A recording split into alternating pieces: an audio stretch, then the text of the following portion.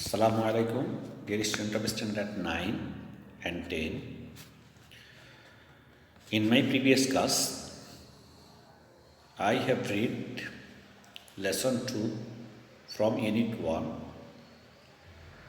In lesson 2, I discussed about the qualities of a good citizen.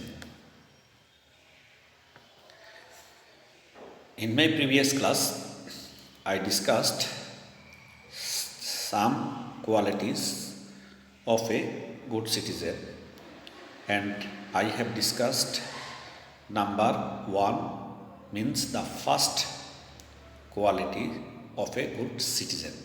Now I will discuss second means number 2, which qualities are very essential for becoming a good citizen.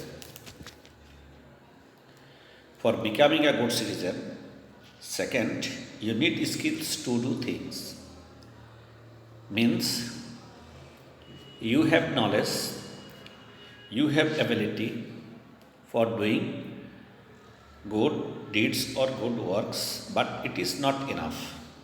For becoming a good citizen, you have to gain skills also for doing all these kinds of good deeds. Only knowledge is not enough. You must be able to apply your knowledge to do things practically. Means you know how to make a house. Only the knowledge about the process is not enough. It will be fruitful when you make the house practically. So, for becoming a good citizen, we need skillness also. Finally, knowing and doing things will bring about a change in your behavior towards others. Means when you have knowledge and you have ability to practice it practically, at that time your all kinds of attitudes and behaviors towards other completely changed. This behavioral change will show your attitudes toward others. That is, it will show how you think and feel about a person or thing. Means your knowledge, your skillness, your practical use, together all kinds of these things have brought a change, a feeling, attitude and perfectness in your ideas also. Then let's take an example. Suppose you as a student need to know about group work in the classroom. Means now you are a student, so you need to practical knowledge, you need to gather idea about the group work in your class. So you ask yourself or your teacher or anyone else, what is a group work?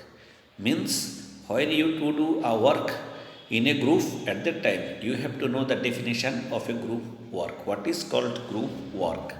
It is your first duty to know the definition. Or you may find about it in a book. Means you can gather the knowledge about the definition of a group work in your textbook. In this way, you may know or you may have the knowledge about group work. To do group work, the class has to be divided into groups. Means when you to do any work in groups, at that time you have to make different kinds of groups, taking a student of your class and divided them into different groups. Each group is to do some tasks given by the teacher or in the textbook. The group members will discuss and share ideas and points, and finally one member will write the answer. At that time the whole work will be very fruitful. So, for becoming a good citizen, we have gathered knowledge, ideas, and you have to practice it in our practical work, in our practical life. For becoming a good citizen, all these qualities and skillness are most essential. So, dear student, in my next class, I will discuss the last part of this passage. Thank you very much. Dear student, you have to do another work also. When your school will open, at that time you have to do it. But although now the school is closed, but we are taking online class, so you have to maintain diary and you have to write your daily work which we are giving and send a snapshot in my WhatsApp. Thank you very much.